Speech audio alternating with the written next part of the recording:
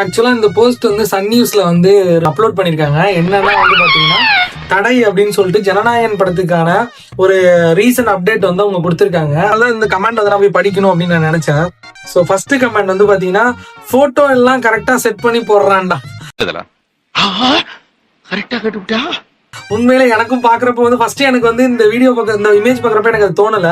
இந்த கமெண்ட் படிக்கிறப்ப எனக்கு சீரியஸா தோணுச்சு. விவேக்னு சொல்லிட்டு ஒருத்தர் கமெண்ட் போட்டிருக்காரு, வேற லெவல்ல இருந்துச்சு. ஸோ அடுத்து வந்து பாத்தீங்கன்னா தளபதி பொங்கல் கனவை உடைச்சிட்டீங்கடா, நல்லா இருங்கடா, சீரியஸா ஜனநாயகன் ரிலீஸ் ஆக போகுது ஸோ அப்படின்னு சொல்லிட்டு எல்லாருமே என்ஜாய் பண்ணிட்டு இருந்தோம்.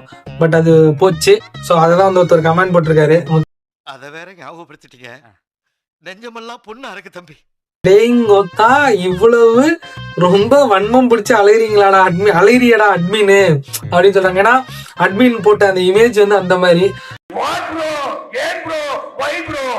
ஒரு கமெண்ட் ஒருத்தர் சொல்லியிருக்காரு, சத்தியமா சொல்றேன் பராசக்தி ஊத்திக்குண்டா. வேணாம் ப்ரோ, பாவம் சிவகார்த்திகேயன் வந்து கஷ்டப்பட்டு மேல வந்ததுதான். ஸோ நான் தளபதிக்கு பண்றதுனால வந்து சிவகார்த்திகேயன் வந்து நம்ம வந்து சாவலாம் விட வேணாம். சரி, நான் செவனே தானா போய்க்கிருந்தேன். யாரு வம்பு தும்புக்காச்சும் போனா.